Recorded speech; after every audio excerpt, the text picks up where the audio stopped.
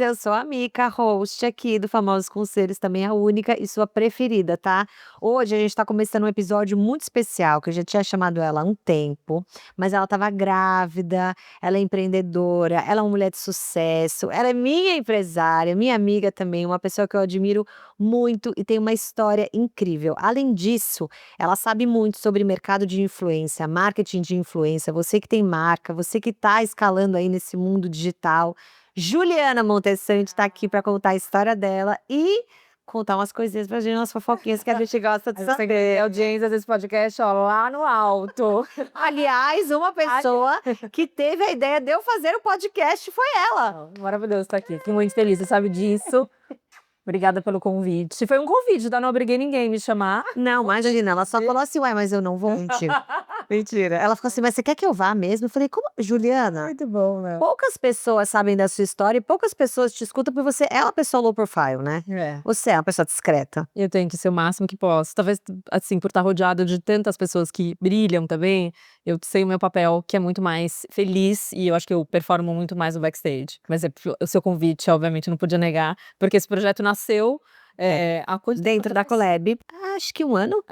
um ano e pouquinho, né? Um ano, e foi muito feliz, o Famosos Conselhos. Eu sou muito feliz de fazer esse projeto e queria dizer que foi, sabe, idealizada aqui, ó. Juntas, e foi muito bonito, assim, acompanhar essa trajetória durante esse tempo é muito bonito, e eu me sinto realizada com essa realização também, eu já te falei isso. Então, enfim, estou aqui ao seu dispor, me conte o que você quer saber que eu vou te contar o que eu puder. Ela sabe muita coisa, tá? Juliana foi no Oscar. Foi. A gente chega lá, mas ela foi até no Oscar. Então, assim, sabe que você tá escutando um podcast de uma pessoa que sabe dos babados de uma maneira que eu não sei. Gente, nem a minha ficha ainda não caiu que eu tava lá. Falei, caraca, Que será que isso é demais. verdade? A gente vai falar sobre isso. Até os cachorros estão latindo na Maria, tá? Me conta, Juliana. Ô, Ju, você hoje é sócia da Collab. Essa agência de PR, influência e artistas, Sim. certo? Para quem não conhece esse mercado, é assim, gente, é uma agência. Explica. É uma agência, na verdade, a gente chama de uma agência 360, né? A gente tem multifacetas ali dentro. Então, a gente nasceu inicialmente como uma agência de PR, cuidando de marcas, mas eu venho do mercado de influência, então também cuidava de influencers no passado, antes disso ser de fato um mercado estruturado, né? Imagina, vendia anúncio para blog. Antes de... Eu era dessa era. Você é dessa época. Dinossauros. E daí eu senti que existia, assim, uma oportunidade de estruturar melhor esse mercado, trabalhando em várias frentes, conversando com as marcas, conversando com os influenciadores, pensando como deixar essas carreiras mais bem estruturadas, a longo prazo. Então hoje a gente faz tudo isso, que é muita coisa. É muita coisa. E vocês têm muitas marcas internacionais, né? Sim. Que eu acho que é também um triunfo bem importante da agência, né? De conseguir também trabalhar marcas que estão vindo para o Brasil. Total, eu acho que essa foi, a gente começou, eu lembro que o nosso primeiro cliente, eu nunca me esqueço, quando eu estava começando a querer empreender, assim, eu já não estava tão feliz onde eu estava na minha lua de mel em Tulum, daí eu lembro que eu olhava pro céu e falava assim, ai, podia vir um sinal, né, assim, uma coisa pra eu ter certeza que é isso que eu quero fazer, porque é sempre uma decisão tão difícil, eu não podia abrir mão na época do que eu tinha, do CLT, do salário. E daí uma pessoa que trabalhava na Givenchy na época, que é a Sofia, que hoje virou uma grande amiga, me ligou, do nada, no meio da minha lua de mel, falando assim, ai, tem uma coisa pra te falar, mas eu não sei muito bem se é meio profissional, não é muito profissional o que eu vou te pedir, mas eu queria trabalhar com você, assim, se você tivesse uma agência, ou te não aquela acredito. coisa, eu falei assim, Peça olhei os pro Marcelo, eu falei, não, então, eu tô abrindo uma agência, não tinha nem CNPJ, não tinha nada. Falei, não, que bom que você me ligou, olha que sinergia louca, porque eu tô abrindo uma agência e eu amaria trabalhar com você. E ela foi minha primeira cliente. E eu não tinha nem CNPJ pra emitir uma nota pra Givenchy na época, eu lembro que ela foi super parceira, a gente precisou estruturar a empresa antes disso, e nosso cliente até hoje. Que maravilha, que incrível. Foi muito legal, as marcas abriram muitas portas. E além disso, você é empresária de muita gente grande desse Brasil, né? Bruna Marquezine, aquele nome de peso que todo mundo fala, é a empresária da Bruna Marquezine. Você sabe que tem a Luísa que trabalha comigo na Open Era? É sua fã, né? Ah, eu adoro a Lu, ela é muito querida. Mas ela é fã, assim, ela fica nervosa, assim. Amanhã eu vou entrevistar a Juliana. Ai, meu Deus, a Juliana! Mas é que você também tem muito essa coisa de você ter pessoas muito gigantes, né? Que você empresaria. E depois eu até queria que você contasse como que é isso, como que é esse trabalho. E é o que você falou no começo, de você ser muito discreta. Sim. Então você não vê você falando só aqui no Famosos Conselhos que ela vai falar seus segredos, tá, Bruna? Mas assim, você não vê você falando de intimidades, Sim. contando alguma coisa meio, ai, sem querer, tendo aquela atitude que quer ocupar um lugar ali, assim, você é uma pessoa muito discreta que as pessoas amam trabalhar porque acho que confiam, né. Sim. Eu acho que isso até foi uma mudança, assim, no mercado de maneira geral, porque eu acho que o empresário, há uns anos atrás, tinha essa imagem de ser o cara que decidia o que o talento ia fazer. Então é o tomador de decisões, né. Eu sou o empresário de determinada pessoa, ela vai fazer assim ou vai deixar de fazer daqui assado. Sim. E eu acho que isso ficou tão quase caricato nos tempos de hoje, né, as Sim. pessoas hoje têm muito mais liberdade das suas escolhas. Eu quis pensar numa liderança, num empresariamento que fosse muito mais, uma forma de auxiliar a pessoa a chegar nos seus objetivos do que definir. Quem dirá eu, coitada, pobre coitada, definir alguma coisa às vezes é difícil definir na minha própria vida, que caminhos, assim, eu falo para as pessoas que às vezes eu vou muito mais ajudar ela a buscar essas respostas do que trazer essas respostas pra mesa. Então, eu acho que é um jeito novo, assim, e meu lugar sempre foi no backstage para que as pessoas pudessem brilhar. E às vezes esses convites até me causam um pouco dessa síndrome de impostora, porque eu falei: "Cara, será que as pessoas realmente querem ouvir o que eu tenho pra falar?". Imagina. Mas eu olho, acho que quando a gente teve aquela conversa, você me contou sobre os seus novos projetos, me trouxe essa coisa desse despertar, assim, de se o que eu tenho a dizer pode ajudar outras pessoas, que bom, é nesse lugar que eu quero estar, sabe. Exatamente, você tem muito a dizer. Agora me fala, como que você começou? Você não começou já nesse mundo de influência, você começou na Vogue. É, nem existia influenciador. Eu lembro que na época que eu comecei a trabalhar na Vogue, quando eu tinha 18 anos, uma garotinha, assim, sonhadora, não existia blog, a revista era o que pautava esse mercado, né, as revistas de moda, as revistas de comportamento, e era meu grande sonho de vida trabalhar lá, porque eu tinha me formado em moda. Ah, você se formou em Eu me moda? formei em Não moda, sabia. eu sou designer por formação. Menina, vem Você trabalhar fazer uma comigo. barra hoje em dia. Mas sim, me formei em moda, só que eu sempre gostei muito desse mercado de comunicação e comecei a trabalhar na Vogue. Eu falo que lá foi um grande MBA pra mim, porque acho que o peso do título, as pessoas com quem eu lidava. Então, com 18 anos, eu estava no backstage da Osklen entrevistando o Oscar Metzavar. Não era nem alfabetizada, provavelmente, mas eu estava lá. Então, e eu acho que mais do que isso, assim, mais do que esses skills, essas habilidades técnicas, a maneira de fazer essa leitura da sala, cara, isso eu aprendi muito lá, assim, como lidar com as Como? Explica. pessoas. Eu acho que observando mesmo, sabe, eu sentava, eu lembro que eu tinha a minha cadeirinha era entre a editora-chefe, a redatora e a editora de moda, e eu observava muito o comportamento delas, a maneira como elas atendiam o telefone, como elas escreviam os e-mails, quando elas desligavam, o que elas falavam. Então isso pra mim, estar ali imersa nessa atmosfera me fez muito, assim, ter uma percepção do ser humano, assim, de como a gente lida com as pessoas, e isso pra mim foi o que eu tirei de melhor dali. Né, como lidar com as pessoas, como ter essa leitura do ambiente. E eu acho que isso na carreira que a gente escolheu é Nossa, muito importante. talvez uma das coisas mais importantes, né, a habilidade de se comunicar. E depois de lá eu trabalhei em marcas, na parte de marketing, descobri que lá eu gostava mesmo de pessoas, e começou a desabrochar essa história do blog, o que na época foi super controverso, você lembra? Como assim? Eu fui, eu estava. Eu estava total. Falei: "Nossa, mas o que que essas garotas têm feito? Que coisa diferente, né, tô gostando disso", e fui vendo, o mercado enveredar para o marketing de influência, que na época eram as blogueiras, e daí me apaixonei por esse universo e trabalhei durante 5 anos numa empresa que cuidava e que estruturou esse mercado, né, de influência, e as coisas cresceram muito rápido, né, Nica, Nossa, no marketing de influência eu senti eu acho que tipo exponencialmente. muito, é uma coisa que é difícil de explicar o quanto a gente avançou em, sei lá, 10 anos. Uhum. E, quando eu estava nesse momento, e hoje eu ainda faço essa reflexão de que talvez esse mercado ainda não tenha se estruturado e se profissionalizado à medida que ele cresceu, né.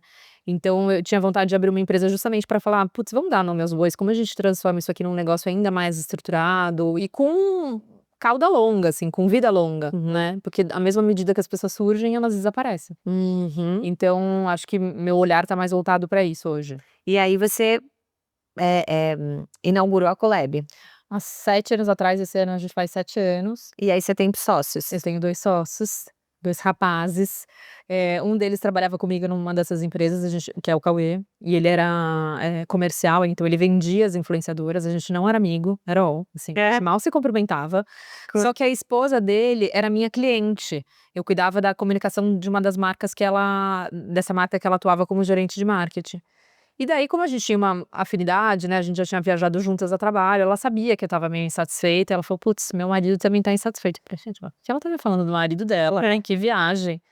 Então ela falou: "Ah, eu acho que vocês deviam conversar". E é muito engraçado isso, porque na época que a gente foi conversar, eu falava: "Ai, Cauê, pelo amor de Deus, vai você na frente, porque eu tô morrendo de medo de alguém achar que eu tô tendo um caso com você".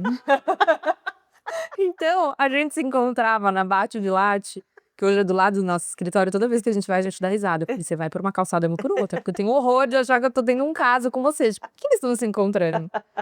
E nessa época a gente falava sobre isso, falava: "Putz, o que que você gosta, o que que você não gosta?". Um date. Gente, vamos ter algo mais sério juntos? Hoje algumas pessoas acham que eu sou casada com o Cauê, né.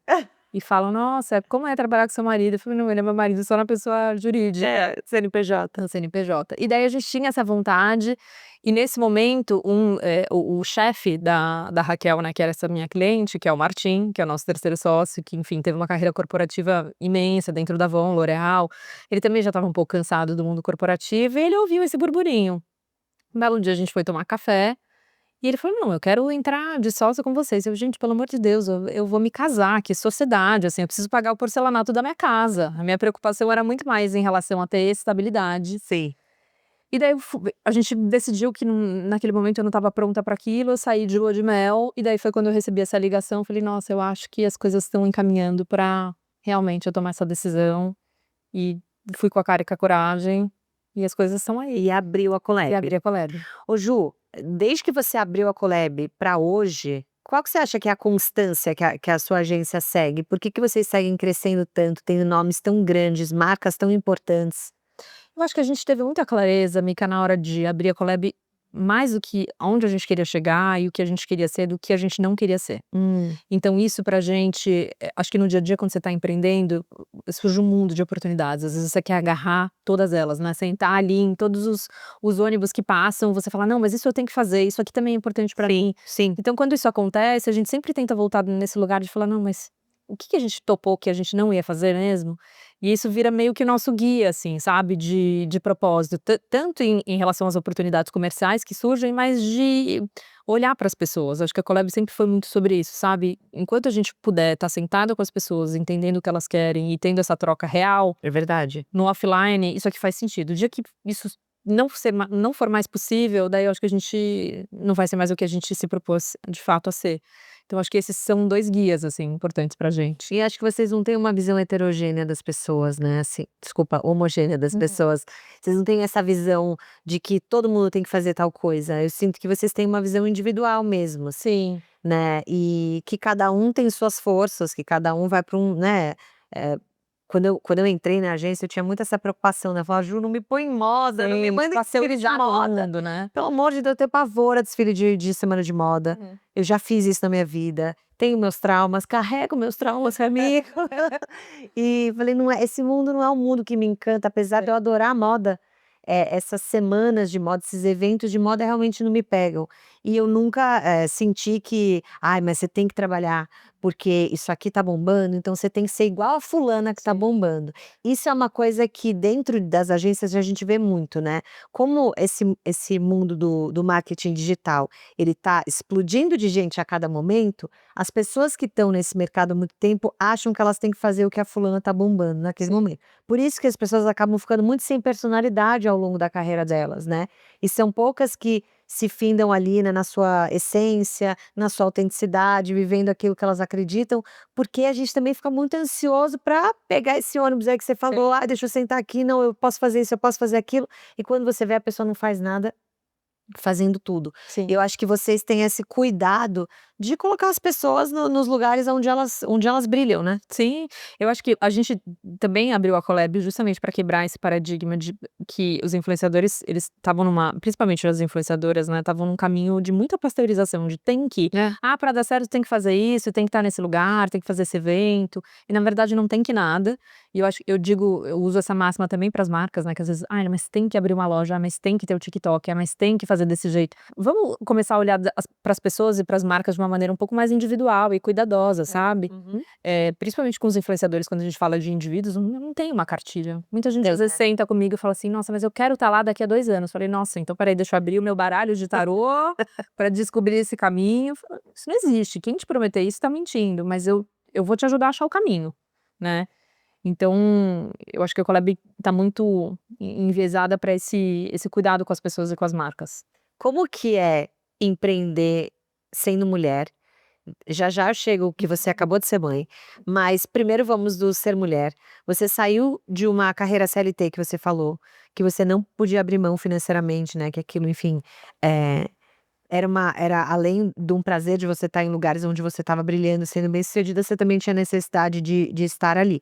Como foi essa sua transição para ser empreendedora? Financeiramente, você se preparou, você se organizou? Porque tem muita gente que quer fazer isso e também fica pensando assim: "Sim, mas como é que eu faço? Como é que ela fez? Ela se preparou, demorou um tempo, você abriu mão de algumas coisas para se tornar empreendedora?" Sim, eu não assim, apesar de meus pais sempre empreenderem, né, meu pai foi empreendedor, minha mãe também foi empreendedora, nunca foi um assunto na minha casa, nunca, assim, nunca tive uma conversa do tipo: "Filha, você já pensou em ter um negócio?". Na escola, que dirá, né, não existia esse tipo de conversa, eu sempre pensei na minha carreira para passar no vestibular e ter um emprego fixo o resto da Entrar vida. numa empresa. É. Então essa era uma conversa que eu não tinha nenhuma bagagem e muito menos estrutura. Então quando eu decidi abrir a Collab, eu olhei um pouco, né, eu tinha algumas reservas que não era uma reserva grande, eu tinha acabado de me casar, e eu fiz um plano do tipo: "Olha, eu vou tentar fazer isso aqui acontecer e eu tenho 6 meses de reserva. Hum. Se não der certo, eu vou voltar para o mercado". Isso é o pior que pode acontecer nesse lugar, é eu ter que voltar, bater na porta de algumas marcas e começar do zero, mas com uma super bagagem, de ter tentado algo diferente, né, de ter ousado. E foi isso que eu fiz. Sim. E abri mão de muita coisa, assim. Nessa época eu também tive foi eu já era casada com o Marcelo, né, que é meu marido, e foi um momento que era um momento que ele também tinha mais estabilidade, ele falou: "Não, vai, que se der qualquer coisa errada, eu também tô aqui pra te segurar". E ao longo desses quase 13 anos que a gente tá junto, as coisas também já se inverteram. Uhum. Então também pude contar não só financeiramente, mas com esse apoio de falar: "Vai lá, cara, vai, e se der errado, vamos embora, vamos pra próxima". Mas eu não tinha um PNL, não tinha uma visão, não tinha de verdade, porque eu acho que a gente tá construindo ainda essa empresa até hoje. Então, muitas vezes a gente fica tentando aí moldar um cenário perfeito, ele nunca vai existir. Eu acho que se eu tivesse esperado pra tudo isso acontecer, a Collab não existiria hoje. É. Mas foram 6 meses de graninha ali, de parar cortar todos os custos extras que eu tinha, foi ótimo, porque eu aprendi a fazer meu cabelo lindamente, a pintar o meu cabelo, a fazer as minhas unhas, que tá assim, não dava pra gastar nada. E eu pensava muito mais num curto prazo, assim, do que eu posso fazer hoje, quais os movimentos que eu posso fazer hoje para que essa empresa dê certo, do que: "Nossa, daqui a 2 anos eu tenho que ter os". Eu faço esse retroativo e falo: "Cara, eu nunca planejei isso aqui que tá acontecendo de fato", sabe. Eu me permiti viver o hoje construindo o que tá ao meu alcance. E eu acho que foi por isso que as coisas foram dando certo. Isso é incrível, né, viver o presente ali do É um momento que exercício, né. porque a gente sempre tá pensando: "Isso aqui tem que valer tanto, isso aqui tem que ser desse Exato. tamanho", e às vezes a gente perde o processo, Sim. o que a gente tem que construir. Você falou uma coisa muito legal do seu casamento, e isso é acho que é um tema para outro podcast inclusive, mas é um tema muito bom, que é esse apoio, né, do casal. Enquanto um vai brilhar, a outra tá ali na plateia, outra ali na plateia, outra vai brilhar, tem esse apoio, como você falou, não só financeiro, emocional. Como que você vê essas relações das mulheres empreendedoras que são casadas? Tipo, o que você acha que é importante ter em casa? Olha, eu vejo poucos casos de maturidade emocional por parte dos homens em mulheres em situações de poder. E eu digo isso tendo algumas amigas que tiveram vivências diferentes das minhas, E eu já ouvi isso do Marcelo, não posso falar porque ele é meu marido, ele não vai brigar comigo, de falar assim: "Cara, muitas vezes é assustador estar ao lado de mulheres como vocês". Isso Ele falou? falou. Muito Mas legal ele falar. maravilhoso, eu acho ótimo. Hoje a gente tem essa relação e ele é muito transparente, mas ele falou: "Cara, em alguns momentos assusta, porque eu sei que você tá aqui somente porque você me ama, porque se você quiser pegar sua bolsinha e ir embora amanhã, você vai". Isso em algum lugar é muito contraditório na cabeça de um homem de quase 40 anos que foi ensinado, né, de que você tem que ser o provedor, você vai ser a pessoa tomadora de decisões. Uhum. Então isso assusta a gente, né, não foi exatamente como eu fui educado pra viver num relacionamento. Mas eu acho que a gente tá, aos poucos, mudando muito esse cenário, né, eu acho que os homens também estão aprendendo com a gente, o Marcelo sempre teve muito respeito pelas minhas decisões, muita admiração, sempre me encorajou muito, e eu acho que isso foi com certeza a Collab é o que ela é hoje graças a ele, assim, esse incentivo que eu tive em casa, ele nunca me podou, e olha que, de verdade, tiveram anos, assim, da Collab que eu passei mais tempo fora de casa, eu brincava que eu dormia mais com a Camila Coelho do que com o meu marido, de tanta semana de moda que a gente fazia. E isso nunca foi um ponto de Eu acho que no começo, eu não vou dizer que não doeu, sabe, doeu muito pra gente, porque eu não estava nos casamentos dos amigos, eu não estava nas festas de aniversário da família. perdeu muitas coisas. Eu perdi muita coisa e ele foi muito maduro de entender que isso era para um bem maior da nossa família, porque esse sonho também era um sonho dele, né, o sonho da minha realização profissional e pessoal também é um sonho dele.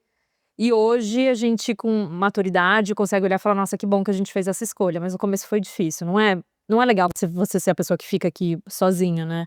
Então a gente tinha os nossas visões, nossos objetivos muito alinhados, porque senão Ainda quando mais você tá do lidando com uma mulher que não só estava viajando a trabalho, mas estava num meio que pode dar muitos ciúmes, que pode dar muita insegurança, Uhum. de muito acesso, de muito poder, de muito networking, né. Eu acho que tem uma coisa que vai um pouco além do financeiro, né.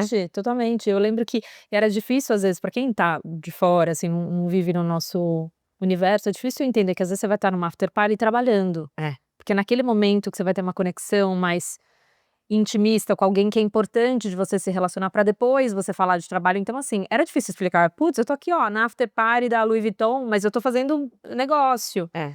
Então, depois de muito tempo ele conhecendo também esse universo, ficou mais fácil dele entender, e hoje ele não sente nenhuma fala: "Ai, mas não tem semana de como que você vai viajar mesmo?" Juliana, acho que você tá precisando dormir com a Camila Ai, Coelho.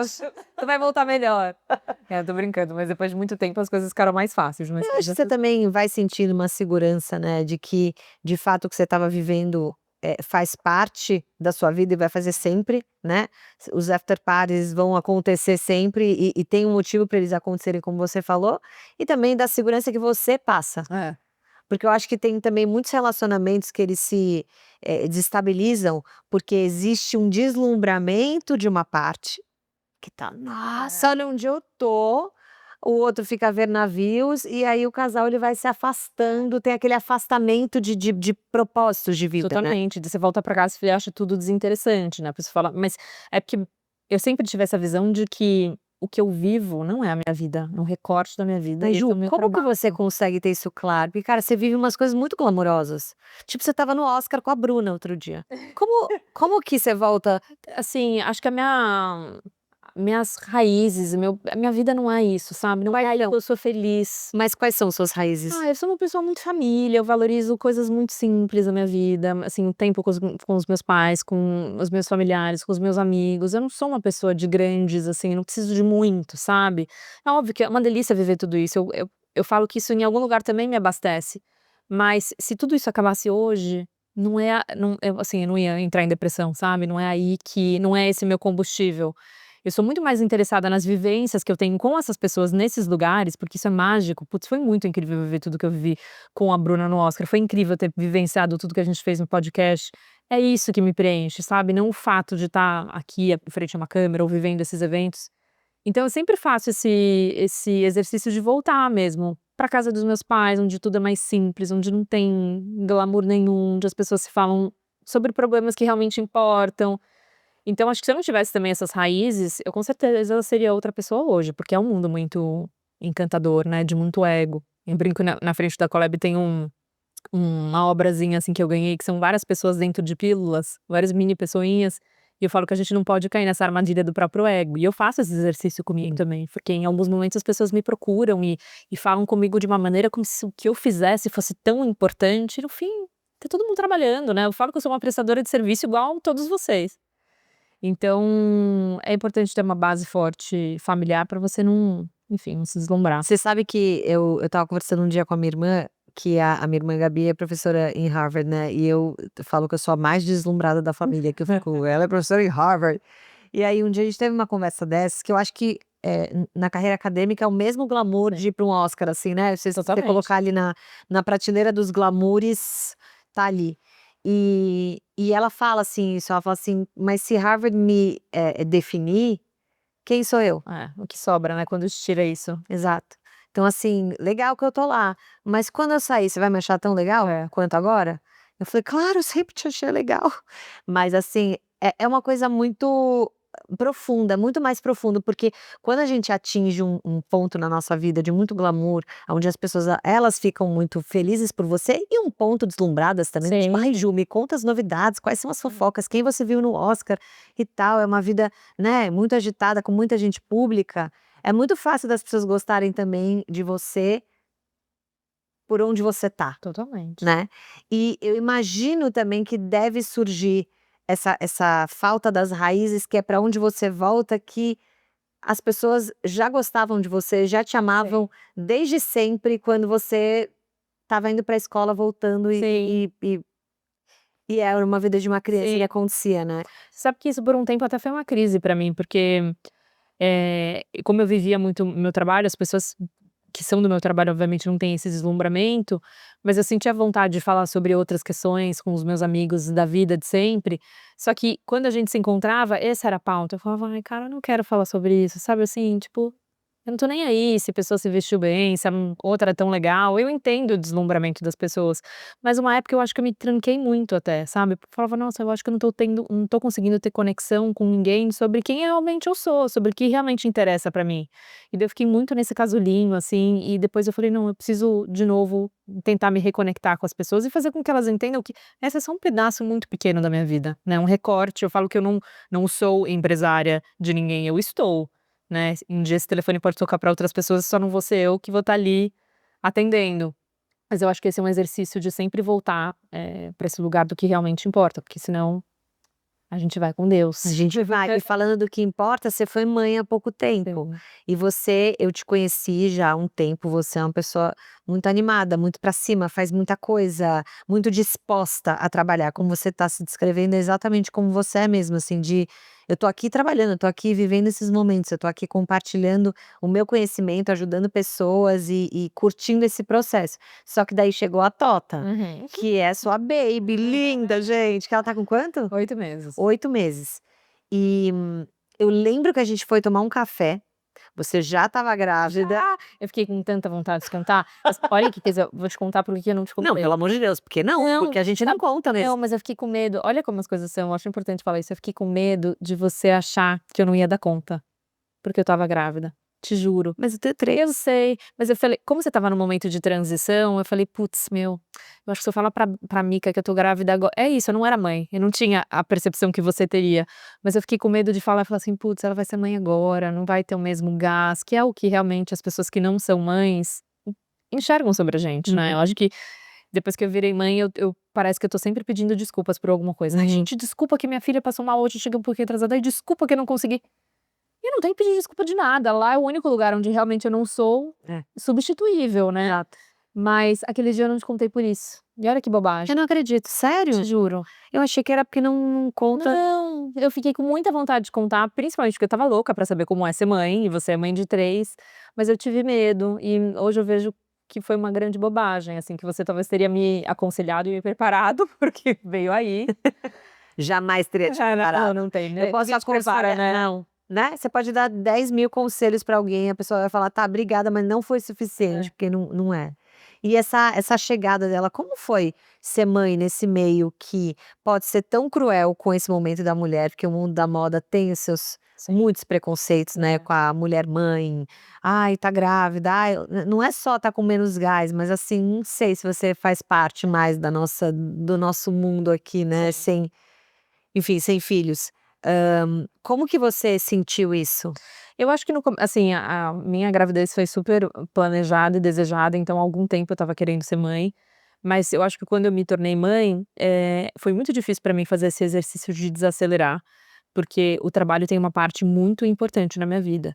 E daí quando eu comecei a ver que eu não estava mais aguentando o ritmo, isso me frustrou demais. E eu fui me sentindo meio, nossa, sabe quando você se sente meio inválida, assim? As pessoas já olham pra você: "Putz, mãe, ela não vai dar conta. Ai, tá com os hormônios à flor da pele". Então em algum lugar, é muito triste dizer isso, mas ela já te invalida um pouco, né? Aham. Parece que você não tá ali na sua máxima potência do trabalho. É. Quando na verdade foi quando eu mais trabalhei, eu estava assim, se precisasse levantar uma laje aqui, eu era capaz. Sei. E eu fui sentindo que eu precisei fazer colocar minha energia, minha potência em outro lugar, e isso ressignificou muito o trabalho pra mim depois que ela nasceu, porque eu realmente aprendi que lá, com ela, é o único lugar que ninguém pode me substituir. Eu acho que eu me tornei uma chefe melhor, porque eu comecei a acreditar e tive que também delegar mais as coisas, porque eu não era capaz de ser em tudo. E, sei lá, eu acho que a maternidade talvez seja o maior exercício de anulação do ego da nossa vida, né, Com porque certeza. nada mais é sobre você, sobre o que você quer, Não. na hora que você quer. Então isso me fez também, cada vez mais, fazer de novo esse exercício de não é sobre o que eu quero, é sobre o que realmente importa, o que é necessário naquele momento. Então acho que eu ainda tô aprendendo muito, né, são só 8 meses. Sim. Você conseguiu tirar uma licença? Mais ou menos, eu fiquei 3 meses, 3 meses de licença, daí eu perdi meu pai, É. que foi também enfim, tem coisas que eu tenho uma máxima que diz que só a morte ensina o que a morte ensina. E eu realmente acho que o fato dela ter nascido e ele ter partido me transformaram de um jeito, assim, muito, eu sou realmente outra pessoa. Então nessa época que eu estava voltando da licença maternidade, que era no 3º mês, foi quando ele partiu, e daí eu falei: "Não, acho que eu preciso ficar mais um tempo", eu fiquei mais um mês cuidando da vida, né, recalculando totalmente a rota. Uhum. E foi bom, porque daí quando eu voltei eu estava muito mais consciente, sabe, com muito mais clareza de onde eu ia colocar meu tempo. E você falou que você mudou a visão que você vê a vida em que sentido? É muito louco isso, porque eu nunca tinha perdido uma pessoa tão próxima assim, né, e eu acho que algumas fichas caem pra gente. Alguns momentos que você tá passando que são desafiadores, são muito difíceis e duros, eu acho que a gente tem a gente se faz essa pergunta: "Nossa, por que que eu tô passando por isso, cara? Por que que isso tá acontecendo comigo?". E eu sempre fui muito ascendente Capricórnio, muito controladora com tudo. E quando eu estava passando, né, meu pai teve um acidente nos pés, ele quase teve que amputar os pés, ele se mudou pra minha casa, ele ficou morando comigo durante 3 meses, eu estava grávida de 7 meses. Então eu ficava muito: "Nossa, mas por que que isso tá acontecendo comigo agora? Putz". E daí no momento que eu entendi, falei: "Deixa eu parar de me questionar e tentar me acomodar, né, e viver isso que eu tenho que viver", as coisas fluíram de uma maneira tão mais bonita. E daí depois que ele se foi, eu olhei pra isso como um presente mesmo, sabe, como Sim. uma oportunidade de ver a vida de uma maneira mais leve, mais empática, mais vulnerável. Então eu lembro que até quando ele faleceu, minha mãe brinca que ela ficou meio assustada, porque estava quase eu consolando os médicos, sabe, falando assim: "Tá tudo bem", porque eu falei, é meio que quando aquele choque acontece, você tem uma claridade uma clareza de pensamento, você fala: "Nossa, agora eu entendi por que que tudo isso aconteceu", sabe. Sim. Então, ao mesmo tempo que a maternidade me trouxe essa história de ser muito mais empática, paciente, a história de ter perdido meu pai me fez entender o que realmente é um problema, né. Porque a gente às vezes dá peso pra problemas que não são problemas. Então acho que o meu sarrafo hoje pra o que é um problema é muito mais alto, né. Sim. E E isso é isso para uma cabeça empreendedora é muito bom. muito. Porque quando a pessoa só tem o trabalho, né, como você era antes da torta e com o seu pai vivo, eu imagino que tudo que acontecesse na Colab era, Nossa, né, assim, era tudo. E tudo bem, não tá errado, porque era uma perspectiva que você sim. tinha, né. Eu realmente eu acho que a maternidade muda a gente, ou uma dor, né, grande que a gente passa, porque realmente a gente muda a nossa perspectiva de vida. A gente de fato entende. É duro, né, a gente só entender nesses momentos, assim, às vezes eu me pergunto, eu falo assim: "Nossa, por que que certas coisas têm que acontecer pra gente Sim. de fato se questionar? Puxa, que saco, por que a gente não consegue se questionar quando tá tudo bem? Por que que o ser humano é assim, né?" Parece que é um funcionamento nosso mesmo, Sim, de assim. precisar experienciar algumas coisas mesmo pra que elas façam sentido E depois eu lembro de você me falar isso sobre sua família, enfim, sobre seus filhos, e realmente quando eu tô em casa, e por mais difícil que tenha sido o dia, e às vezes tem problemas que são realmente problemas dentro da empresa, você fala: "Cara, isso aqui é o meu combustível", sabe, se aqui não estiver bem, Não. dificilmente eu vou conseguir Que encaizar alguma coisa lá. Uma vez perguntaram para o Renato, meu marido, que trabalha no mercado financeiro, né: "Nossa, é um mercado muito, frenético, muito estressante, como é que você aguenta?" Ele falou: "Porque eu vou para casa". Aí ele falou: "Eu chego em casa, eu tenho os meus filhos, a minha família, aquilo me preenche tanto que eu não consigo lembrar louco, claro, tem dias que ele lembra. Mas assim, ele fala, é uma coisa, parece que limpa a gente, assim, Sim. porque de fato você volta para suas raízes, para onde importa. Eu acho que a Fabi falou isso quando ela veio aqui, né, quando ela passou por todo esse desafio da doença, o que foi o combustível dela foi a família, ela tinha pelo que lutar, É. né.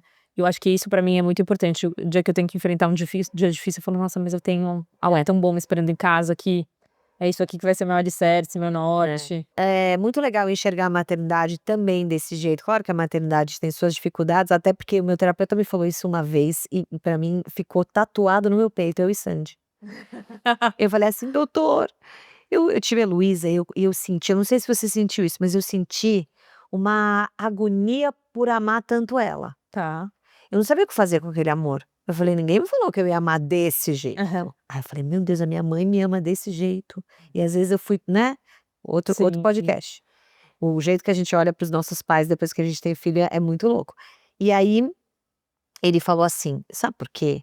Porque a maternidade é a maior vulnerabilidade da sua vida. Uhum. Eu não tenho resposta para te dar. Eu não tenho como bater no seu ombro e falar: 'Não, vai ficar tudo bem, não vai acontecer nada'", ou é uma incerteza da vida por um amor que ele é infinito. Uhum. E ele falou: "Então, Mica, não existe uma pessoa em sã consciência que é mãe e não sente esse chamado tão Sim. forte, porque é o amor misturado com a vulnerabilidade". E toda vez que eu sinto isso, eu falo: "Pronto, é o amor misturado com a vulnerabilidade". Realmente, assim, tem coisas que mudam muito, é o que você falou, não, se não estiver bem com eles, não Sim. importa, você ganha um Oscar, É. você vende sua empresa por bilhões, você, gente, sei lá, não importa, assim, é uma coisa bem louca que acho que a gente só entende Sim. quando a gente vira mãe mesmo, né. É. Eu acho que no geral, claro, né, isso não bate pra todo mundo, mas bateu pra mim, pra você também, a gente se torna eu me tornei uma pessoa melhor, eu acho que eu sou muito mais generosa, muito mais porque eu acho que você tá tão né, a maternidade tem esse lance da entrega, você tá tão acostumada a se entregar para o outro, que quando eu já tinha essa coisa muito maternal, mas quando alguém precisa de você, você quer tirar sua roupa do É, corpo é. e colocar acolher aquela pessoa. Sim. Então você se preocupa muito mais, né. E eu Não, acho e a isso empatia com as mães. nem se fala. Se alguém chegar assim, você já com certeza na sua empresa, alguém chegar e falar: "Meu filho tá doente", você fala: "Nossa senhora, vai É pra hoje. casa, tal". Hum. Mas assim, hoje é É. Não, e é engraçado porque mesmo antes, mesmo querendo ser querendo muito ser mãe, não era mais falar: "Ah, essa pessoa tem que ir embora, porque ela tá com o filho doente". putz, nossa, Hoje em dia, pelo amor de Deus, já chamei pelo no amor Uber. de Deus, eu nem sei que você tá aqui. Nossa, sim, Não é? sim. Realmente, a maioria das mulheres só vão saber realmente quando passarem por isso. É, eu acho que transforma muito a gente. Ô Ju, e você falou que você virou uma chefe melhor. Como que a sua empresa funciona? Qual que é o seu papel dentro dela, assim? O que que te demanda mais? Hoje eu tô muito mais voltada para os talentos, pra vocês. Então, Nossa, eu vou falar, que até uma fábrica de ego. é. Eu não. Não, você não. Não, mas posso falar, a gente viveu isso há pouco Não, você não tempo. pode falar de ninguém que tem ego, você Não. tem que falar que ninguém tem mesmo. Não, mas ó, vou devido às proporções, eu acho que todo mundo, independente de estar ali na frente ou atrás das telas, a gente trabalha muito o nosso ego, né. Claro. Acho que esse é o Ô, nosso maior exercício. E trabalhando com isso, então, nem se fala. Mas Mica, de verdade, eu tive poucas situações, pouquíssimas, onde isso ficou explícito, assim, sabe. sim. Onde eu tive que lidar, nossa, com o ego da pessoa, porque eu acho que o ambiente, ele tá tão condicionado a diminuir esse ego, acho que na maneira de tratar, as pessoas falam: "Ah, eu acho", eu lembro que uma vez me falaram isso, eu acho que foi o elogio mais bonito que a gente recebeu da Colab, que falaram que a gente é uma empresa muito humana, uma agência de talentos muito humana.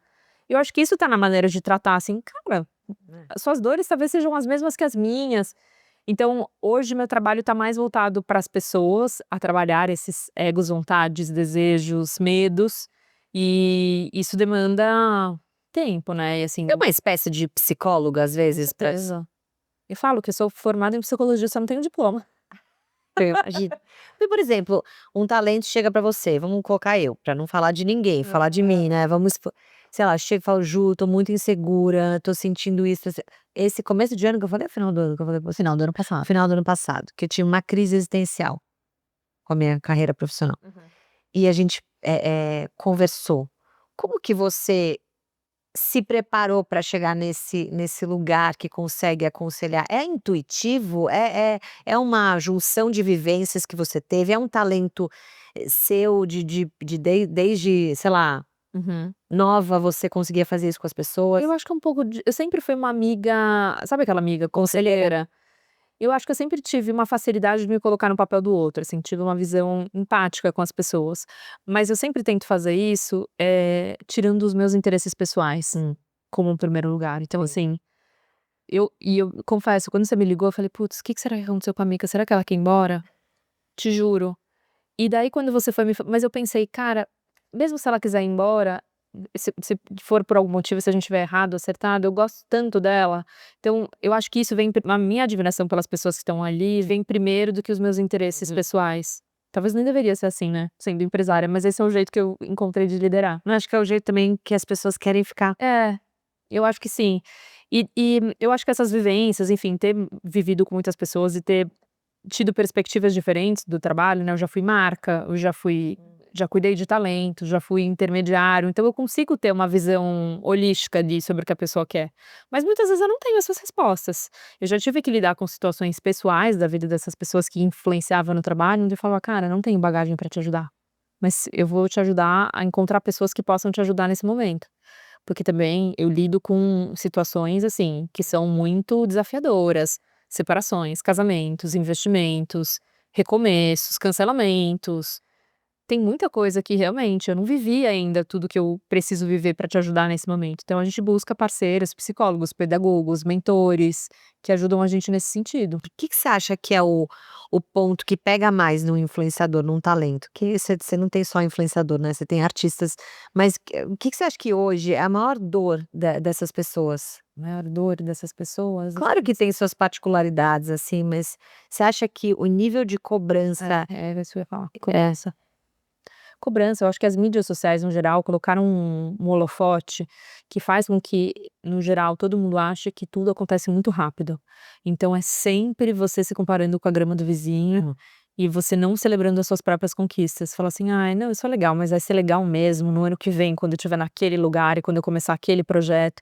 Isso é horrível, porque a gente olha pra trás e vê que um monte de momentos incríveis que a gente viveu não foram devidamente celebrados. Uhum. O Marcelo, meu conselheiro, fala fala o seguinte, o Marcelo, meu marido, ele fala: "Cara, quando acontecer alguma coisa de bom na sua vida, no seu trabalho, comemora agora, porque no momento seguinte, provavelmente vai se tornar um BO". Porque a gente tem essa ele fala assim: "Ai, que máximo que eu consegui esse cliente". Putz, esse cliente já tá pedindo isso, cara.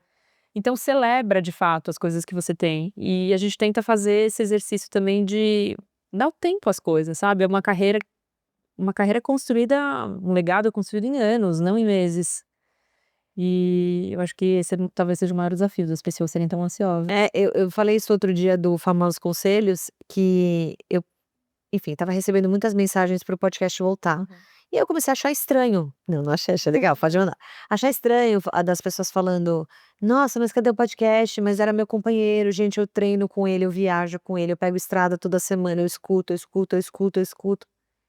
E eu comecei a me dar conta de que eu não celebrei muito, assim, essa conquista. Era uma coisa que eu queria tanto, eu sempre gostei muito de entrevistar pessoas, eh, lá nos meus primórdios eu queria ser apresentadora de TV, puxa, agora eu estava com um podcast meu, que, né, eu sou capricorniana, olho o ranking, eu olho o ranking do Uhum. Spotify, ele estava, né, tendo uma ascensão e tudo, e eu não comemorei, e eu falei isso, eu falei: "Gente, a gente não comemora quase nada".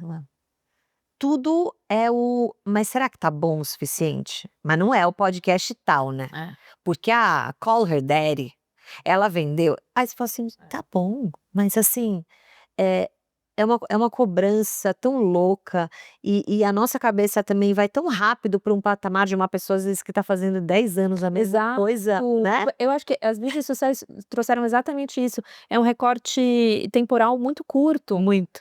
A pessoa tá ali num podcast que não ia ninguém, que ninguém estava dando a menor bola, e Exatamente. daí a gente tá pensando, enfim, Acontece só no muito, né. futuro, muito. E isso é difícil pra mim também, às vezes eu fico me cobrando, eu acho que tem uma coisa que eu também tento, trabalhando com pessoas tão grandes, me colocar sempre num patamar do tipo, tendo vivências enormes, como sentar lá no Oscar, minha vontade era sair girando pelo tapete vermelho e falar: "Uau, estou aqui, que incrível!". Gente, muito legal. Mas você tá sempre tentando manter, né, uma postura low key, tipo: "Isso é normal, esse é meu trabalho, esse é meu trabalho". E às vezes eu passo também por momentos incríveis que eu falo: "Nossa, eu nem celebrei", porque eu tinha que manter uma postura de que isso é normal, Sim, quando na verdade eu estava muito deslumbrada de uma maneira positiva. sim. Então é sempre esse equilíbrio entre vamos de fato dar peso, a importância, o que realmente importa, porque senão os momentos passam e a gente não vive. Ô Ju, falando da Bruna em si, você tem uma relação com ela de muitos anos, né. Ela foi uma das primeiras pessoas Ela não foi uma das primeiras, mas não, acho que ela foi, sei lá, quinta talvez, quinta, É, sexta, bem no início, assim. e uma pessoa que eu sei que você cuidou de coisas que eu imagino que foram novas pra você, Totalmente. tipo Hollywood, filme. Tinha a menor ideia do que eu estava fazendo. Ai, Bruna. Ela sabe, ela também tinha. Mas como foi esse processo, assim? Porque, de repente pra gente, não pra vocês, mas de repente, você estava negociando um papel dela num filme Sim. em Hollywood, em Los Angeles. Rica, eu acho que talvez a Bruna tenha sido uma das pessoas que, assim, quando ela me convidou pra ser empresária dela, uma situação super engraçada, né, eu estava no cabeleireiro tingindo o cabelo, a gente já tinha feito ela estava no momento que ela queria internacionalizar mais a imagem dela, trabalhar mais lá fora, eu tinha essa bagagem, né, com as marcas. Mas nunca tinha tido nenhuma aspiração de me tornar empresária de talentos, de celebridades, enfim, de atores, atrizes, cantores. E daí quando ela teve um rompimento com o empresariamento dela na época, eu estava pintando o cabelo no salão, ela me ligou, falou: "Ai Ju, tudo bem? Olha, a gente se viu há um tempo atrás na semana de moda, eu queria muito conversar com você, será que a gente pode bater um papo?". Eu falei: "Claro". "Então, mas eu queria que fosse hoje". Eu falei: "Mas você tá aqui em São Paulo?". "Não, eu tô no Rio". Eu falei: "Ah, então vamos marcar". Dela: "Então, mas eu tô indo viajar amanhã cedo". Do tipo: "Você vai vir pra cá?". "Ah, mas" 4 horas da tarde. Não, sério.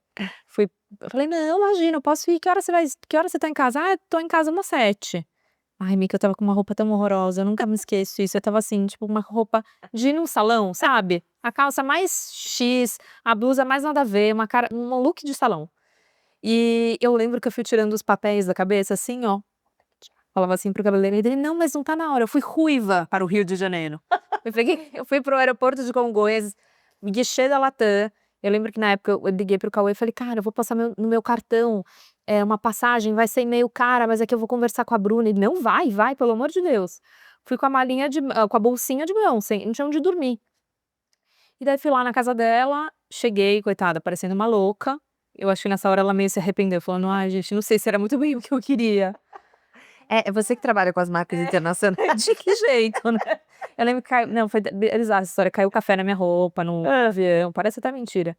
E daí quando ela me falou: "Não, é porque eu estava querendo, realmente que a gente trabalhasse de uma maneira, né, que você me ajudasse no empresariamento", eu nem sabia de verdade o que era o nível, né, de entrega que eu ia ter aqui naquele momento. Falei: "Olha Bruna, e vou ser honesta com você, eu eu não vou eu tô longe de ser a empresária que eu gostaria e que você merece, mas eu vou me capacitar o máximo que eu puder pra ser. Então assim, eu vou voar, vou correr pra te alcançar, porque eu sei que esse trem já tá assim, tá correndo, então eu vou fazer o que eu puder pra te acompanhar e a gente vai aprendendo juntas". E ela foi muito generosa, porque ela me ensinou muitas coisas desse mercado, assim, grande parte do que eu sei foi aprendendo com ela. E eu também trouxe muitas coisas do meu background, trabalhando com moda, trabalhando com marcas, de que lugar você gostaria de estar, né, qual imagem você quer ter, então foi uma sinergia muito bonita. Mas a maioria das coisas que aconteceram, eu aprendi testando mesmo, pela primeira vez. Quando começaram a surgir é engraçado essa história também.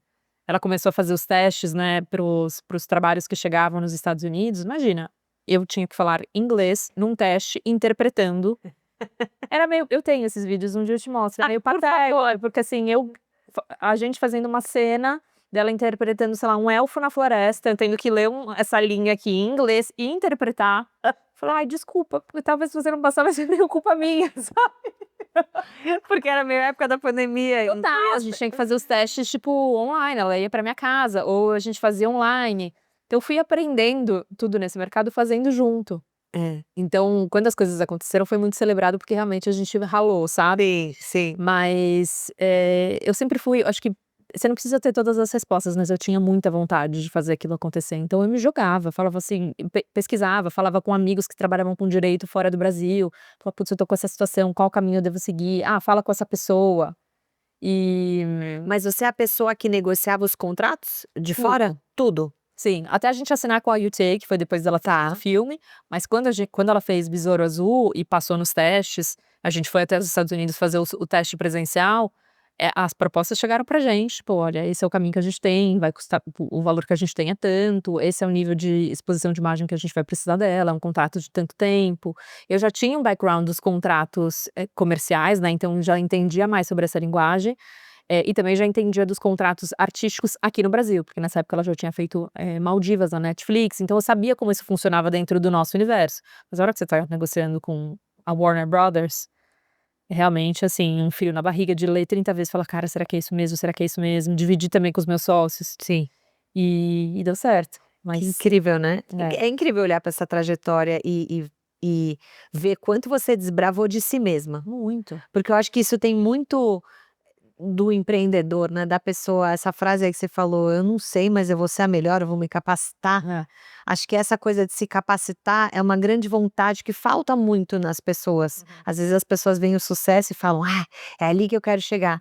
Tá, mas você sabe tudo que eu percorri Uhum. para chegar até ali, tudo que eu tive que fazer sem saber muito direito e aproveitar a chance, mas com qualidade, né, não também se jogar de qualquer jeito, que não é seu estilo. Então, correr também para se informar, para estudar, para saber. Eu acho que talvez essa seja a maior barreira das pessoas, que querem empreender e não empreendem, porque elas miram numa ideia onde as coisas já estão toda o caminho já está todo pronto, né, então elas olham as 1000 lojas da Misha e falam: "Ah, eu só vou abrir a minha quando eu tiver grana para abrir uma loja aqui no JK, e quando eu tiver grana para investir numa parceria, e eu fizer essa collab", cara, isso nunca vai acontecer. É. Possivelmente vai acontecer com 1% das pessoas que têm tempo, disposição e grana para investir, mas nenhuma dessas 3 frentes garante esse sucesso, né. Não mesmo. Não, nem um pouco, você sabe, né, Uhum. trabalhando nesse mercado, então Super. pouca gente está disposta a E eu acho que lá ralar nessa e, às vezes, não conseguir falhar, e falhar. né, porque lógico, a gente tá falando de uma história de sucesso, mas a gente pode elencar várias outras histórias que: "Putz, isso aqui eu não fiz direito na minha vida", eu estava até falando da Margot, minha marca de sapatos que Uhum. fechou, e eu falei: "Ah, a gente tem muito medo, né, de falar que a gente fechou uma torneira e tal, e a pessoa falar que foi incompetência". Aí eu falei assim: "E de fato foi". Né, e tudo bem a gente falar sobre incompetência, incompetência no sentido naquele momento, com aquele conhecimento que eu tinha, né, acho que as pessoas também não têm essa liberdade de dizer: "Não sei, mas vou aprender", Sim. né. O que que uma pessoa faria na casa da Bruna chegando lá: "Não, eu sei, imagina Bruna, você Imagina, conta comigo. conta comigo". Mas quando você falou isso da Margot, eu nunca te falei isso, eu achei que foi tão quando você falou do fechamento da marca, foi tão corajoso, aquilo me inspirou tanto, porque eu acho que tem as pessoas, elas costumam blindar, né, os seus erros, elas não contam pra ninguém, elas Sim. dividem a parte boa. E, de fato, Mica, a gente tá contando aqui a história da Bruna, mas em 1000 momentos tiveram muitas falhas, falhas graves, assim, não só com ela, mas com outros talentos, ou pessoas que foram embora, eu falei: "Nossa, aqui realmente eu podia ter feito mais, não fiz, vou aprender para o próximo". E a gente fala muito pouco sobre isso, né, Muito sobre pouco. o privilégio de falhar é só de quem faz, né. Exatamente. E que não existe a pessoa que está fazendo e que não está falhando, não existe, não existe. Se você falar assim: "Ah, eu faço todo dia e não falho", você é um robô. ChatGPT falha, gente. Você Uhum. pergunta um negócio e fala: "Chat, não Não foi isso, fez. pensa de novo".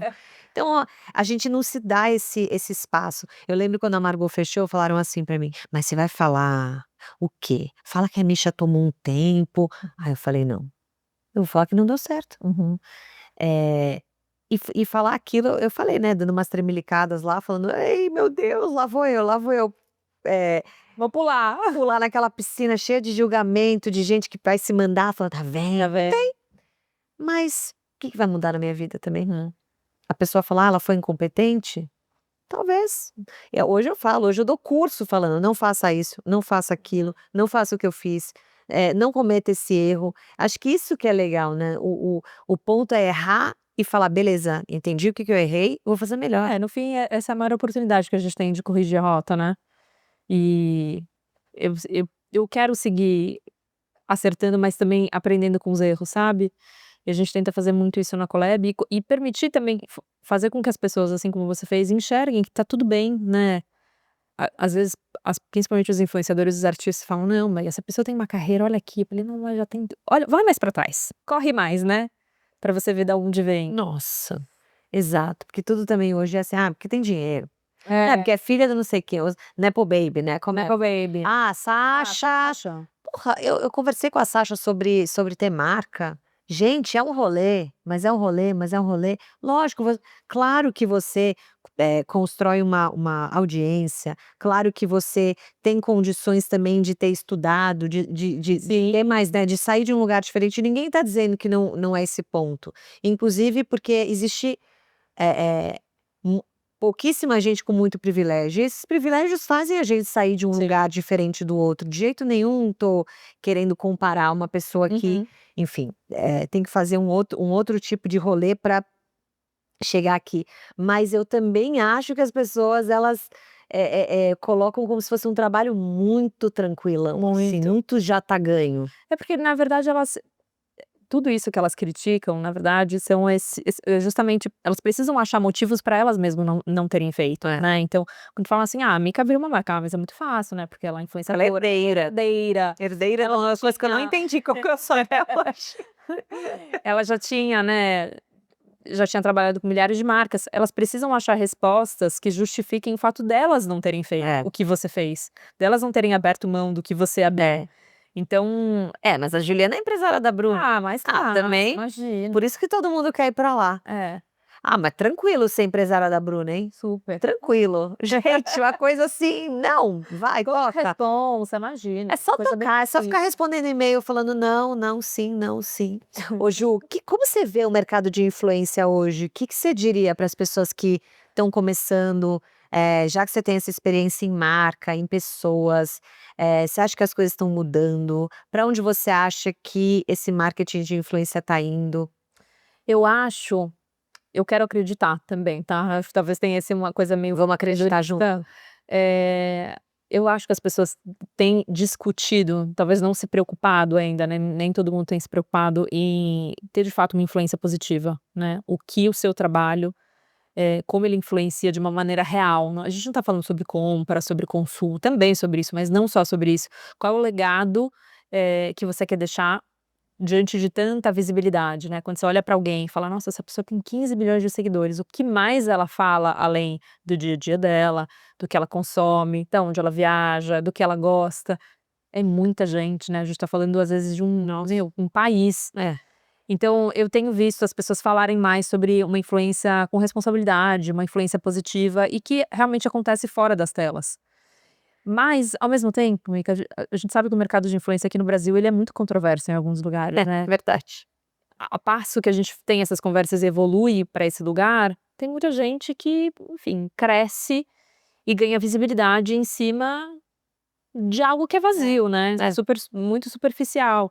Então, eu acho que ainda é um mercado muito novo e a gente está começando a fomentar essas conversas, né, a gente ainda está longe do que é um cenário ideal, mas eu acho que o fato da gente já ter essas trocas, significa que as pessoas se preocupam com isso, que, não é algo efêmero, sabe.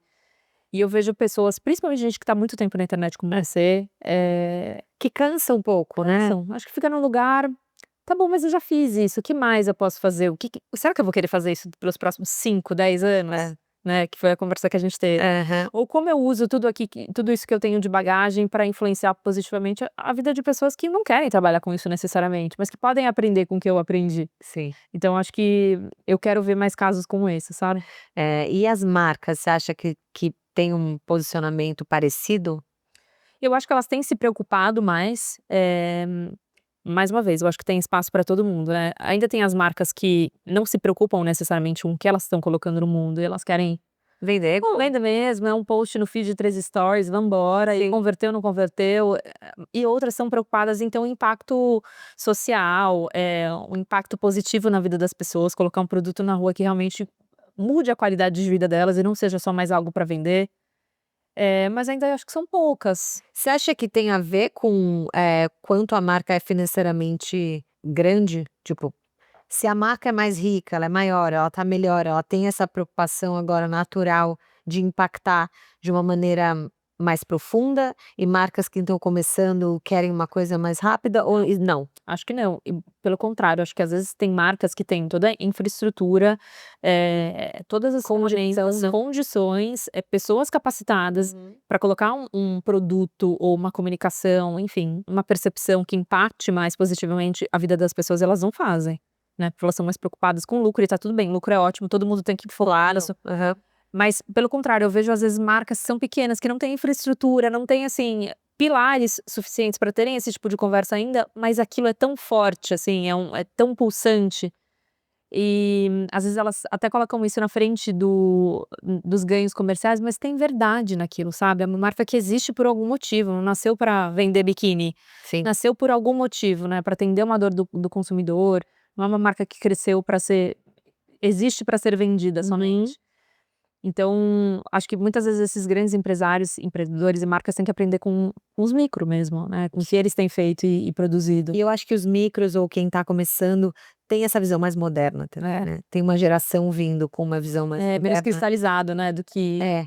E também de gestão dentro da marca, né, aquilo que a gente estava falando de ser um líder, não um chefe, de ter um jeito, né, de liderar a empresa, que é uma maneira diferente do que era feito no passado. A gente viveu a gestão passada e hoje a gente está gerindo empresas no presente. Qual que é a diferença que você vê, assim, grande de liderança? eu acho que a gente que tá nessa meiuca, talvez seja o mais desafiador, né, porque a gente viveu uma liderança, que foi super impositiva, assim, uma hierarquia muito clara, uma relação de mais do que respeito, quase medo com o seu chefe, né.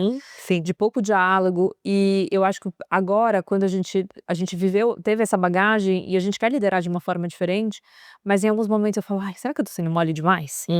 Ai, será que eu deveria estar falando com um pouco mais com a minha voz um pouco mais impostada para eu ser respeitada?" Porque a geração de baixo talvez não tenha essa é muito sutil, né, talvez não tenha tão clara a diferença entre liderança e amizade, liberdade, e compromisso. Então, às vezes, eu me pego nesse lugar de falar: "Nossa, qual caminho mesmo, qual postura que eu tenho que adotar?" Eu acho que eu tô aprendendo a ser líder. Acho que todos os dias eu aprendo um pouquinho, eu não tenho uma eu também sou muito mais a favor de uma liderança horizontal, mas às vezes eu Mas tenho tem suas dificuldades, né, também. totalmente. É. Acho que às vezes de não ser visto como líder, parece falar: "Ai não, a Mica é querida." Ou assim, a gente não tem nada pior do que ser chamado de querida ou fofa, né. "Ai, a Mica é uma fofa." Eu não quero ser fofa. Quero ser fofa, eu quero que funcione. Mas você pode impor respeito, e inspirar as pessoas sendo alguém empático, vulnerável, acolhendo essas dores, mas eu acho que é sempre um exercício de, às vezes, ir trocando um pouco de chapéu, sabe. Total, porque a vulnerabilidade ela é boa, mas É. ela não pode ser, assim, 100% na empresa. Se Sim. você ficar 100% vulnerável, seu time vai falar: "Bom, Fraqueja, né. acabou". Mas você também, tem que mostrar um pouco de vulnerabilidade para ter um pouco de verdade. Eu acho bem desafiador, eu acho que a gente tem uma coisa muito parecidas, que é essa vontade que as pessoas vão para o trabalho felizes. E às vezes isso é um trabalho que fica mais trabalhoso para mim do que de fato é para a pessoa. Sim. Então, às vezes parece que eu tô tipo: vamos, tá tudo Cheerleader. bem". Não Cheerleader. dá, eu me chamo de cheerleader às vezes da minha empresa, que eu falo assim: "Gente, às vezes eu tô no escritório e eu faço um papel de cheerleader mesmo", porque eu tenho tanta necessidade que as pessoas gostem, eu ouço as pessoas falarem tão mal de ambiente de trabalho, que eu falo: "Poxa, Eu não quero ser esse lugar. eu não quero ser esse lugar". Mas ao mesmo tempo, como uma empresa é feita de muitas pessoas, às vezes tem pessoas que não são tão legais, tem um tempo ali, né, de que passou alguém na empresa, enfim, que causou alguma coisa para alguém, Sim. enfim, existe isso, né, são várias relações. E é muito duro você querer ter o controle de tudo, né, porque muitas vezes você não tem. Sim. Eu acho que quando a gente fez um processo de mentoria no ano passado, e essa líder falou assim pra mim, essa mentora falou, ela falou: "Juliana, isso aqui é trabalho. Por mais que você queira tirar das pessoas, né, uma vivência positiva, que elas estejam felizes, se isso aqui for feliz e fácil o tempo todo, isso aqui é um lazer. Então você ainda tem que se colocar essa vivência de que já que isso é um trabalho, vão ter dias difíceis, você não vai fazer absolutamente tudo que você gosta". Porque eu acho que também as pessoas começaram, principalmente depois da pandemia, a transferir essa vida, essa vontade, essa ânsia de viver, né, e de experienciar e vivenciar tudo para o trabalho, sendo que, cara, não é esse o espaço onde você vai ser feliz o tempo todo, onde as coisas vão ser fáceis, você vai ter conflito, vai ter dias difíceis. E eu acho que as pessoas começaram a se comportar um pouco assim depois da pandemia, achar Sim. que: "Ah, eu não vou trabalhar presencialmente porque eu quero". E eu entendo, realmente, presencial, essa é uma grande questão no escritório, né, a gente trabalha um dia de home office e o resto é presencial. Eh Infelizmente, o ambiente de trabalho não vai ser onde você vai conseguir realizar absolutamente tudo o que você gostaria, né. Ter trabalhado da sua casa ou ter líderes que são super empáticos e clientes que são super fofos, e o Exato. dia a dia que é uma delícia. É. Então, vamos parar de tentar ir para esse lugar que ele é utópico, ele não existe. E isso me fez, conseguir também aconselhar as pessoas a enxergarem o trabalho como trabalho, né. Com uma vivência e um dia a dia positivo, mas com dias difíceis também. É, exato. Não, isso é um baita desafio. Eu acho que para uma liderança feminina isso é mais desafiador ainda, porque a gente ainda se coloca num lugar de culpa, Uhum. né. Se alguém não tá feliz aqui, a culpa é minha, essa responsabilidade é minha. Isso é muito duro, principalmente quando a sua empresa vai crescendo, que você tem mais gente trabalhando e você não consegue ter controle das pessoas assim 100%. Ela me falou, a Érika, ela falou assim pra mim, essa mentora, ela falou: "Você fala tanto de ego, né, será que você tá mais preocupada em liderar ou mais preocupada que as pessoas gostem de você?". Não, E eu, total. assim, tá bom na cara. Mas você sabe que é uma questão, É. lógico que é. Porque hoje você também vive um universo que é digital e o offline, né, Uhum. você tem o online e o offline. E tem essa coisa de você falar assim: "Poxa, lógico que no online eu tô bem-humorada, eu não vou ligar meu stories pê da vida, só se eu quiser reclamar de alguma coisa, mas honestamente eu faço isso com as pessoas que estão me Sim. assistindo, vou levar essa bad vibes". Uhum. Já apareci dando uma choradinha, já apareci chateada, mas são poucas as vezes e essas vezes eu mais quero dividir do que deixar o dia de alguém mais pesado. Mas na empresa, como você falou, tem muitas coisas que acontecem, Uhum. e que nem sempre você consegue ser a mais cheerleader da vida. Sim. Às vezes você tá num dia difícil também. Uhum. Às vezes você também tá resolvendo coisas numa outra sala que ninguém tá vendo e você tem que voltar ali com um sorriso no rosto e falar: "Vamos gente, vamos embora", é difícil. Então ser julgado também nesse lugar pra mim foi difícil, Muito. sabia, Ju? E eu acho que pra você que é uma pessoa pública deve ser muito mais difícil, porque as pessoas É, esperam de você o que você mostra nos stories, tipo, que é ser uma pessoa super positiva, é. empática, pra cima, e você tem dias difíceis também, e daí quando a pessoa vê aquela parcela do que é você, às vezes depois de uma reunião. Nossa, exato. Ai, amiga, nossa, Tá vendo? não é nada disso, tá, ela não é nada disso, ela não é assim do jeito que É, ela tá se mostrando, sendo que, cara, aquela é uma parcela tão pequena, né, do que de exato. fato você é. Exato, mas esse negócio de não desagradar, das pessoas gostarem de você, lógico que é um baita ego, É. claro que é. Eu acho que meu ego tá nesse lugar, Eu assim. tenho total noção disso também. A minha mãe sempre fala isso pra mim. É. Porque alguém falou outro dia assim: Claro que todo mundo fala mal de chefe, gente. Todo mundo". Aí eu fiquei assim. Então Aí minha fala. mãe: "Ah, não começa. Não começa com esse é claro que falam". E eu pensando: "Nossa, que utópico, né, querer que as pessoas gostem da gente". Puxa, dentro da nossa casa, às vezes o nosso marido, o nosso filho vai falar alguma coisa pra gente: "Nossa mãe, não gostei, isso aqui não foi legal". Tem como a gente ser Sim. perfeito toda hora. Claro que você vai querer cuidar de valores importantes, lógico, mas, ser gostado e amado não vai estar rolando, né, Não nessa vai. vida. Esse é um desafio grande pra mim, assim, às vezes eu me pego nesse lugar também, será que eu tô fazendo realmente o que eu queria, o que as pessoas gostariam que eu fizesse? Será que eu tô agindo conforme os meus princípios aqui, ou eu tô fazendo algo pra não desagradar? Eu acho que a gente teve uma educação, principalmente sendo mulheres, né, meninas, muito de fazer o que as pessoas esperassem, né. Então tem até chamam da síndrome da boazinha. E eu lembro que por mais que minha mãe tenha tido uma educação, me dado uma educação incrível, ela é pedagoga, ela veio também de um lugar de, assim: "Se comporta, É. não fala assim, não é isso. Quando às vezes você queria expressar um sentimento enquanto criança, que era genuíno, mas sempre a gente, assim, em algum lugar a gente foi um pouco podada, né, então às vezes você tem vontade de falar: "Cara, não é isso que eu acredito, não é esse caminho", você fala: "Ai, não vou dar esse bafão aqui na frente de todo mundo, eu não vou falar dessa maneira, porque não é o que esperam de mim", a gente vai se podando mesmo. É. Então eu tento fazer, ainda minha filha tem 8 meses, apesar de ter muita personalidade. É, porque ela é leonina, ela é leão com leão? Leão com leão e lua em peixes, graças a Deus. Lua em peixes é a minha. Eu não sei se é graças a Deus. Não. Eu não diria graças a Deus. Ai, Mica, eu estava me apegando a Deus, isso assim, uma pessoa tem baba com leão, É que assim, a lua em peixes, ela é criativa, mas ela dá umas viajadas, né. fica meio lúdico às vezes. Fica, inventa fanfics. Às vezes eu invento histórias na minha cabeça e eu falo: "Por que eu tô chorando no carro se isso nunca aconteceu?". Gente, uma vez, vou contar uma história de lua em peixes.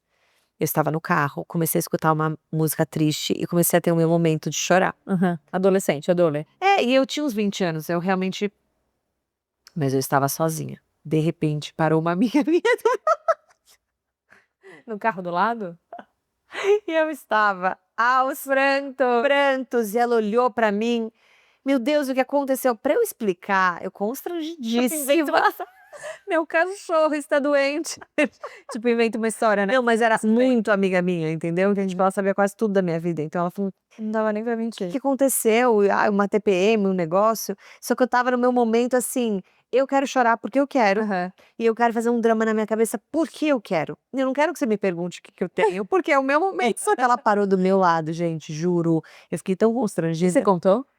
Não, eu Pra não lembro que depois disfarçar. ela falou assim: "Ai não", eu não lembro, acho que eu inventei, óbvio que eu menti alguma coisa, mas eu fiquei tão constrangida, Eu imagino. porque tem essa emoção, que ela vem assim, e Você quer ela viver, né, ela independente dela existir ou não, você quer criar. é, exato, assim, e chora muito, sabe a lua em peixes? Você é Capricórnio, qual é o seu ascendente? Aquário, graças a Deus. Aquário com lua em peixes. Não, na verdade, graças à minha lua em peixes eu tenho amigos, porque se eu fosse Capricórnio com Aquário e Virgem, não tem amigos essa pessoa. É. Você, que tá aí, Capricórnio, Aquário, Virgem, não tem.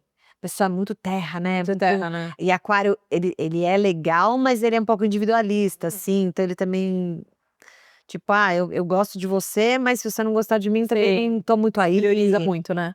Então, dá graças a Deus eu tenho lua em peixes, mas você vai ver leão com leão. Menina, a Viva é leão. Gente, A Viva é leão, Capricórnio, Capricórnio. a Vivi ela tá pronta, né. Assim, o dia que ela quiser ter uma reunião comigo, eu vou deixar um cartão aqui com ela, e na verdade ela que vai me ensinar, né, de novo, porque é muito louco isso, né, Você sabe que é muito, a gente encontrou a Bruna no restaurante e elas ficaram fascinadas pela Bruna, pegavam no cabelo da Bruna e abraçavam a Bruna, e nem sabem que a Bruna é famosa, nada. Né, não assistem, não tem essa noção. Aí eu falei: "A tia Bruna é atriz", aí a Viva virou pra ela, olhou bem no olho da Bruna e falou: "Eu também, Mentira, ela falou eu isso? faço teatro".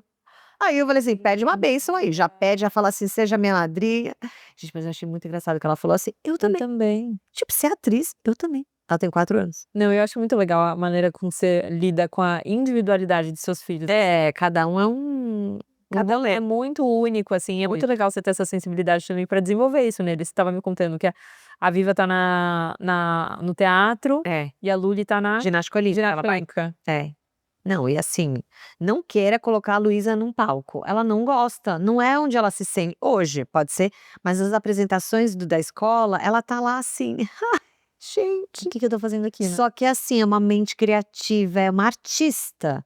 Se você falar, fica 3 horas pintando, pinta, faz coisas e tal, mas é uma coisa muito mais de dentro dela. A Viva, na apresentação de Natal da escola, ela estava lá sabendo todas a professora de música falava: "Como é que ela decorou todas as letras de música, gente?". Você vê que cada uma tem um Isso é até traçando um paralelo com isso de trabalho que a gente tá fazendo, como às vezes também as pessoas que estão com a gente, É. estão nos lugares errados, né. É. E assim, uma mudança que o difícil é ter essa, ainda mais com a gente liderando, ter essa percepção, essa sensibilidade de enxergar que às vezes é uma mudança que você faz, a pessoa vai brilhar em determinada área. Rolou isso na Colab há um tempo atrás com uma pessoa que estava numa área completamente diferente, infeliz e, meu, a coisa não estava rolando e ela foi pra outra área e ela tá assim, ó, shiny. É muito, cara, tem lugares que a gente não pertence. É. Isso é um fato, a gente tem que entender isso, assim, né. E às vezes a gente se força a estar em algum lugar que a gente vê nas redes sociais. Você não vê um monte de médico com essa crise? Nossa, muito que Não é? você tem 2 profissões, né, você tem que ser o médico e o influenciador. Exato. E aí você fala: "Mas você tem que ser um influenciador?" Uhum. Pô, se você quiser, você não precisa ser, Sim. né. Porque às vezes a pessoa não quer ser. Ou ela quer, ela vai brilhar, vai dar tudo certo, mas às vezes ela quer ser médico, Uhum. ela não quer ser influenciador, né. Então às vezes a gente também tenta se colocar em alguns lugares, isso de liderança, nossa, total, assim, saber ler as pessoas, eh, apagar o fogo antes de ficar muito quente o negócio, Sim. né, já entender que aquela pessoa ali, ela já tá dando sinais que ela não tá muito feliz e você eu acho que a gente aprende a ter uma sensibilidade quase que invisível ali com as É. pessoas, né. Um traquejo social, né. Isso talvez seja uma das maiores habilidades, assim, que eu vejo as pessoas que eu admiro enquanto líderes, elas têm uma é quase uma dança que você faz, é uma valsa que você dança ali dentro. E essa habilidade de saber, assim, fluir entre as vontades dos outros, o que você precisa ser dito, o que a pessoa precisa ouvir naquele momento, que às vezes não é vontade que você tem de falar. Aham. Isso é uma puta habilidade. E o dia que você chega na agência e você sente que o clima tá bom, ou o dia que você chega e você fala: alguma coisa aconteceu", você não sabe de nada, mas só de Tá no ar, estar no ar, né. eu tento, assim, não consigo fazer isso todos os dias, mas eu sempre tento, eu tenho as reuniões que são fixas, mas eu sempre tento ir sentando ali com as pessoas na baia e sentir um pouco do pulso do que tá acontecendo. E daí você já pega na hora, né, assim: "Ai, fulana tá infeliz ou aconteceu uma situação ou tá um clima estranho". Esses dias também aconteceu, eu tô tentando na Collab me dedicar mais, até voltar um pouco pra operação, de fazer coisas que antes eu não fazia, né, então eu estava muito mais nesse lance da liderança, mas como entrou muita gente depois da minha licença maternidade, tem muita gente que eu não conheço o trabalho. Então essa semana eu fui sentar e apresentar um planejamento para um cliente, e tinha uma pessoa da equipe que eu mal conhecia, o trabalho dela era muito introspectiva. E daí eu falei: "Não, você vai comigo, vamos no meu carro". E a gente foi até o lugar que a gente ia fazer essa apresentação, ela no meu carro. Cara, eu tive, em uma viagem de carro, uma percepção tão diferente daquela pessoa. Nos outros dias, vi que ela estava, assim, É. feliz, já me trouxe 1000 ideias, mudou tudo na área dela. Então, às vezes, o nosso trabalho é de ser um pouco psicóloga também, de sentar com as pessoas e falar: "E aí, me conta mais, o que que você está fazendo? Pra onde você está olhando?". As pessoas também querem se sentir mais do que reconhecidas, elas querem se sentir vistas, né. É, muito. Nossa, você falou tudo, assim, um grande trabalho é ver todas as pessoas, Uhum. porque às vezes você tá com tanta coisa e de repente deixou de ver alguém, o peso para essa pessoa é tão grande que atrapalha o processo dela, assim, por isso que eu acho que tem que gostar muito de ser líder, assim, É. tem que gostar muito de pessoas, tem que ter essa valsa que você falou e tem que ter muita paciência, né, de entender que às vezes as coisas não vão ser como você quer, Uhum. às vezes as pessoas estão em lugares errados e É, e você vai, infelizmente a gente vai perder alguns nesse caminho, exato. e gente boa às vezes, Nossa, super. você fala: "Putz, aqui talvez eu tinha que ter É. botado mais", Aham. mas também é isso, você tá com É. um carro a milhão. É, e às vezes você não tem essa ferramenta, você não aprendeu essa ferramenta, você vai aprender justamente quando você perde. Sim. E aí você vai ficar mais atenta, não enfim, é uma maturidade. É. Ô Ju, me fala aí, pra gente terminar, para as pessoas que estão escutando, ó, vocês já entenderam o que que uma agência faz, o que que um empresário faz com o influenciador. Para quem está começando, sempre recebo isso, eu imagino que você deva receber também. Para quem está começando na internet, seja marca, seja pessoa, que dica que você daria valiosa, assim? Uma pessoa pensa assim: "Eu tenho 0 seguidores, eu entrei na sua agência, eu sentei com você, eu consegui ter 1 hora com você de falar assim, que eu faço?". Eu acho que a primeira coisa que eu falo para as pessoas que já estão estabelecidas na internet também, é: por que que você faz o que você faz? O que sentido isso aqui tem para o mundo? Eu nunca parto de um propósito, a gente chama de métrica de vaidade até, né, assim: "Ai, mas porque eu quero fazer isso, porque eu quero ser muito conhecida". Tira tudo isso, vamos supor que nada, você não tá nas mídias sociais, nada disso tem valor, isso aqui nem existe. Por que que você tá fazendo o que você faz? A pessoa tem que ter essa resposta na ponta da língua, sabe? "Ah, eu quero ter uma marca". Por que que você quer ter uma marca? Tenta se fazer essas provocações. "Ah, eu quero ter uma marca porque eu acho que existe um público XPTO que ainda não existe uma". Mas e por quê, sabe? Faça essa pergunta para achar de fato a essência do porquê você existe, porque a hora que isso estiver tão claro para você, seja você um influenciador ou uma marca, muito provavelmente a chance da sua marca, do seu produto, da sua persona dar certo é muito maior, porque você tem isso muito claro, sabe, tá muito visual. Então eu sempre faço essas provocações, é até chata a primeira reunião comigo, porque eu fico fazendo mais perguntas do que respostas. Então entenda de fato o que você tá colocando na rua e se isso tem valor, sabe, existe um público para aquilo, e muito mais do que um público só comercialmente falando, alguém que, cara, compra a tua ideia, sabe, acredita no teu produto, embarca junto no teu sonho. Então acho que as pessoas têm que começar a internet talvez tenha que ser até um plano secundário, sabe. Que muita gente fala: "Ai, tem que estar no Instagram, tem que estar no TikTok, tem que ter um e-commerce", e às vezes não precisa ainda, vamos com calma. Mas eu acho que eu sempre faço esse questionamento de fato de por que que você tá fazendo isso. Ah, né, e por que que você faz isso? Eu f ainda você sabe que eu até me questionei, falei: "Nossa, será que meu propósito é meio fraco, assim?", mas eu acho que tem tanta beleza nisso.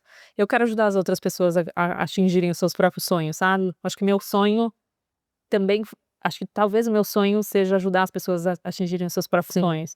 E em algum momento eu falei: "Nossa, mas eu deveria ter um sonho só meu, né, algo que me realiza num lugar individual e singular", mas a minha vida sempre foi muito pautada nessas trocas, nessas parcerias, eu acho que eu sou muito mais feliz quando todas as outras pessoas também estão felizes, então eu quero fazer parte dessas histórias, dessas narrativas, sabe. Ai, que lindo, gostei. Isso é muito bonito.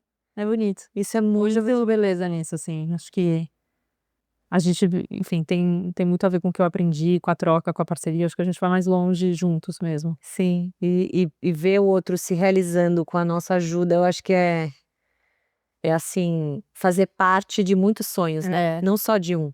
exatamente. Você tem algum aquário aí?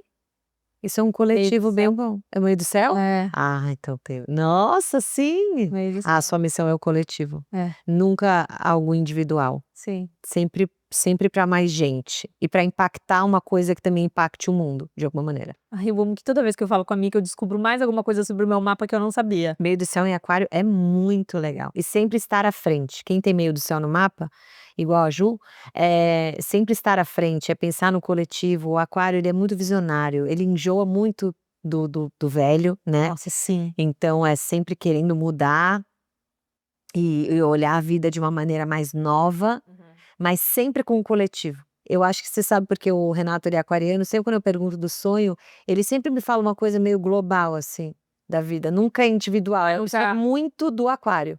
Que legal, não sabia É, disso. porque ele o que chama ele é a coletividade, né, ele é guiado pela coletividade, ele gosta do todo, ele entende que o impacto ele tem que ser para mais pessoas. E é o seu trabalho, é maravilhoso. Que bom, Eu tomara dar admiro certo. muito você, sempre as nossas conversas são muito muito maravilhosas, muito profundas, e eu admiro mais ainda, porque você é uma pessoa, assim, que não vive uma vida normal, né, assim, você tá em lugares e pessoas e, eh, fazendo coisas muito únicas, né, e que poucas pessoas fazem, e você continua a mesma. Ah, Assim, a sua essência não muda, né, sua raiz não muda, eu acho que isso é muito o que representa a raiz da sua vida, assim, é como você deve ter sido criada, educada, ensinada, que é isso que você falou, se tudo acabasse hoje, você tem para onde voltar, né, que sim. são suas raízes, eu acho isso muito incrível, muito raro nesse mundo de muito glamour. Ai, Mica, eu fico muito de verdade, eu fico muito feliz de estar aqui, eu fico muito feliz de fazer parte da sua trajetória. Você sabe que eu já te paquero há muito tempo, já paquerava a Mica há muito tempo.